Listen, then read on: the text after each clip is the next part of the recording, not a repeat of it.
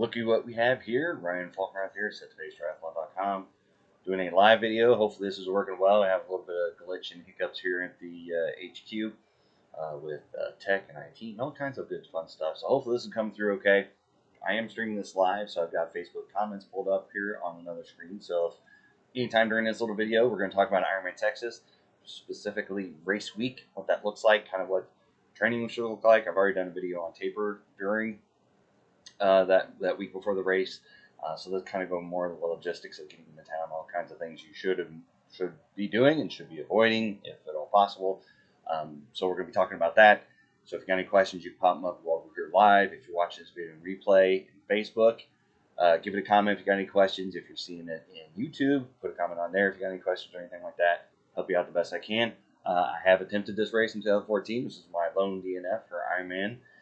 This was the second full Ironman race that I attempted after 2013 Lake Tahoe, which was an incredible race and very difficult, and just shows what little I did know at the time doing Ironman Texas in 2014, completing a very difficult race, and then coming to Ironman Texas, which is a little less challenging as far as terrain goes, and not understanding nutrition, hydration, all that kind of fun stuff, and what it could lead to. So anyway, I digress. We're going to get into Ironman Texas. We're going to talk specifically about race week, kind of what the schedule looks like, what you should be doing, what you shouldn't be doing as far as training goes and with your time and that type of stuff. So we're going to run through this really quick. Hopefully this helps you out. Again, if you have any questions, put them in the comments. So Ironman Texas, what I like to do is I look through, they've got for 2022, they've got the event schedule, they have the athlete guide. In the athlete guide will be the event schedule. So you can pull that up separately, or you can pull it up out of the athlete guide when you print that out. I'm going to go over the athlete guide and what I think is important to pull out of there. So you'll notice the event schedule. Notice this race is on a Saturday. So it's a little bit different than having that weekend, a Sunday to do a race, and then the Saturday to kind of relax, and then Friday and Thursday. Friday's your check-in. This one, check-in is going to be Wednesday and Thursday. Friday, notice they got it written all over here, no athlete check-in on Friday. Some races they've allowed the day before, but Ironman Texas, they're not allowing you to check in the day before the race. So if you're not planning to get in Thursday, look at the times here. 5 p.m. is the last time you have the chance to check in for the race. If you cannot check in, you got to reach out to the race organizers. Hope they see your email and make accommodations if you got something else going on. Now, if there's extensive flight delays and some sort of weather event, something like that, so, a little bit more catastrophic that affects a large majority of people, that might be different circumstances. But if you have something individual, for whatever reason you didn't, you got a flat tire on your rental car, trying to get there from the airport or something like that, you got to make sure you reach out to specifically to the race organizers, and you can do that by checking into Connect on the website. More than often than not, they're going to not have specific phone numbers. They've got an email, so make sure you have that email in your contacts, and you can message them if you've got something that comes up that doesn't allow you to check in Wednesday or Thursday. So keep that in mind.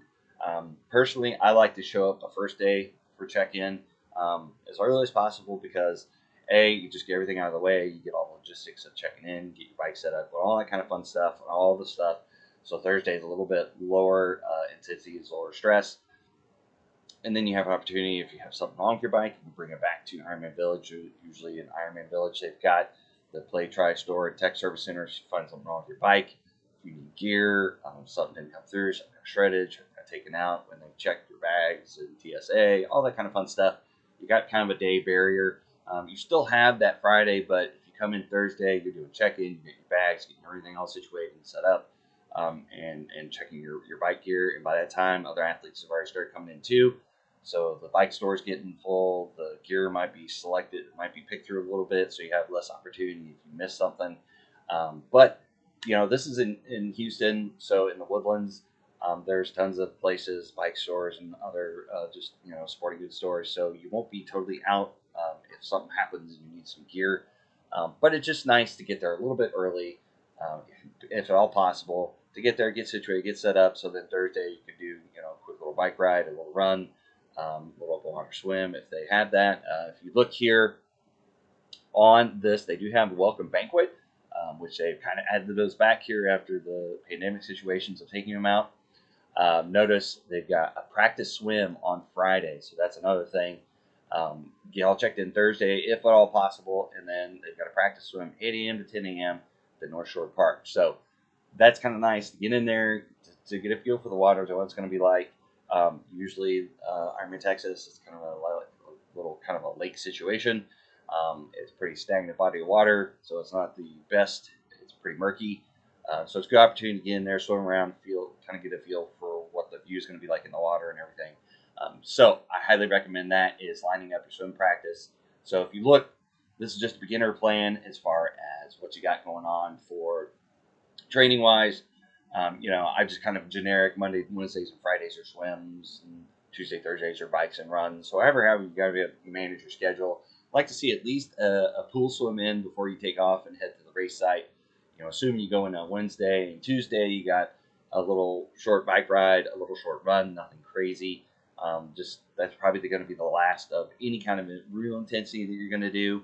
Then when you get in Wednesday, maybe this is where you switch around a little bit. When you get in Wednesday, maybe you do a nice little run. You're going to have to switch that open water swim to Friday if you want to do the open water swim there. I would keep that little 2-mile run the day before a race. It just kind of keeps the legs awake and everything, so you don't have a little bit of latent fatigue kind of set in from kind of being a little bit more sedentary than you're used to. So you could possibly move that open water swim into Friday and keep that little 2-mile run. You could do it there at the park, do a quick little transition, and then go for a quick little 2-mile run around the area, run the actual course, be done, call it good.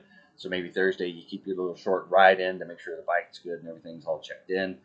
Maybe you get rid of that swim. Really, if you get rid of one of the swims, it's not the end of the world. I'd try to keep the bikes, anything more than half an hour, try to do Wednesday or before. Anything less, 2 to 3 days before, you're really not doing that much, not really high intensity. You're just kind of getting a feel for it and getting the legs all used to it. So this can be kind of manipulated a little bit as far as the training goes. Like I said, they got the open water swim on Friday, so if you want to do that, switch your open water swim, do 30 minutes of swimming, a 2-mile run, 30-minute bike ride or so for Thursday, make sure the bike's okay. On Wednesday, maybe if you're leaving later, you can get in a swim at the pool or something like that, or maybe you swap out and do a quick little swim on Tuesday and do a quick little run on Wednesday when you get there, something like that, just to get acclimated to the weather. Because I'm up in Kansas City and it is drastically more humid down in Houston than it is here in Kansas City, especially when we're having to train over the winter. You can hear my heater in the background. It is cold right now, and this is the end of March. It's raining, it's snowing, it's in the 40s. It's not exactly what I call pleasant. So when you get there, it could be a drastic change, because when you're looking at the website, average air temperature 72 degrees. That's pretty comfortable, but like I said, it gets pretty humid. So as far as training goes, that's kind of what I would arrange your training to kind of be around. When you arrive, if you get there Thursday, maybe you keep Wednesday, you do your swim, and maybe you slide in, one of your little runs or something. Like you keep your schedule on this. Thursday, you get in and you get your bike ride in, ditch a swim, just to make sure your bike's all good to go if you have to do anything for that. And then Saturday or Friday, you move the open water swim to that day and do your little run. So just depending on when you get to town, like I said, I would highly recommend getting in Wednesday so you get checked in, get all your stuff, get situated, get your hotel, get all your food set up, get bearings and everything all kind of figured out. And I would definitely hit, that first day, if you arrive in Wednesday, hit the Ironman store, any gear that you want, any hats, any race apparel, anything like that you think you want, I would definitely grab it, because if 2022 is like anything like 21, people are going to want their gear and they're going to load up because it's been a minute and things have been kind of wacky for 2021. So people are grabbing gear. So if you want anything, you think you see it, definitely get in there on Wednesday if possible. Thursday, like I said, I would be able to, if I got in Wednesday, take that kind of easy on Thursday. If you forgot anything, you go through the Ironman Village, you can pick that up. Maybe go back to Ironman Village and just kind of take your time to wander through and do everything. Do a little bike ride, make sure the bike's all good. Catch one of the athlete briefings. Just take it all in. Always kind of find myself in a situation, with the family and everything. They don't always go to my races. So you're trying to minimize the impact of the family. And you're trying to maximize the time you're there. But if you get there Thursday and then Friday's the bike check-in and all the gear and going through all that, your days can go pretty quick. You add in food, you add in travel if you're having to go from your hotel to the race event and find parking and all this stuff and walk around and get your stuff. It can all add up and it's just gone. And then the race day hits and you're doing race day and then you're done.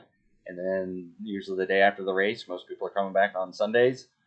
If you're not staying there for the award ceremonies or anything, and it's done and it goes in a flash.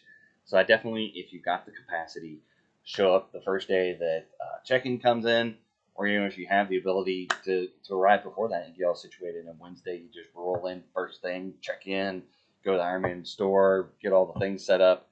That'd be ideal as well. Just a nice little situation. If you're driving in, if you're close, if it's like an hour and a half, 2 hour drive, get there at 10 o'clock, check in, do all the things, and make it as convenient as possible. So the name of the game for race week is to be ready, to be rested, and to not go overboard and be spread thin. You don't want to be jamming everything you possibly can in. For me, I made the mistake in 2014 when I was driving to combine it with a work trip. So I was in Oklahoma for part of a work trip, and I had to leave that work trip early. And I was driving until like 2 or 3 o'clock in the morning and got to one spot and then stopped for the rest of the night. The night being a couple of hours to drive in the rest of the way, do check-in on Thursday. I was tired. I was run down. It just wasn't exactly the best situation, but I digress. So definitely try to give yourself as much time as possible to spread all this activity out because it will go by quick. You think, oh, well, I do check-in. I get my stuff. I do whatever, check out my bike, get some food, maybe do a quick little workouts, go to Ironman Village, check out my stuff, drop off my bike, situate all my bike and run gear in the gear bags, get everything situated, and that's just a little bit of time. Well, it's not. You got to factor in getting all that stuff wherever you're getting situated, parking, and then walking to the actual Ironman Village and everything. They've got parking garages and everything, but still you got to park, you got to walk, you got to check in, check out. You want to go through and check out transition area. You want to see the bike in, bike out, swim in, all the things. It adds up, and there's a lot to it. And the more you can stretch that out, the better. Because you do need to do a few workouts. Like I said, here's kind of a typical taper week, the week before the race that you get in town. So I definitely manage that around your trip schedule. And like I said, the highlights are the check-in process, the getting your bike all checked out and make sure it's good to go. Ironman store, getting there and just making sure that you can get all the gear that you want because it's probably going to go quick if 2022 is anything like 2021. Catch an athlete briefing if possible. I don't think that they have beginners briefing. They used to. They might bring it back this year. Right now, I've not heard anything necessarily. But make sure that if they do a beginner briefing, I'll kind of go over kind of my tips for beginners for doing IRONMAN Texas. So look for that video later. But check that out. Make sure you absorb it all, especially if this is your first one. Make sure you give yourself plenty of time to get there and just soak in the event, soak in the atmosphere because it's really fun and it goes really quick. So that's my suggestions for race week. So hopefully this helps you out for Ironman Texas and getting there and what race week kind of looks like. Like I said, if you saw it on Facebook, give it a like. If you see it on YouTube, give me a like. Hit the subscribe button to see future videos I do on Ironman Texas or any other events or other tips that I do. If you got any questions, put them in comments. I'll get back to those. So with that, I'll bid you farewell. Happy training. Good luck on race day. We'll see you guys out there.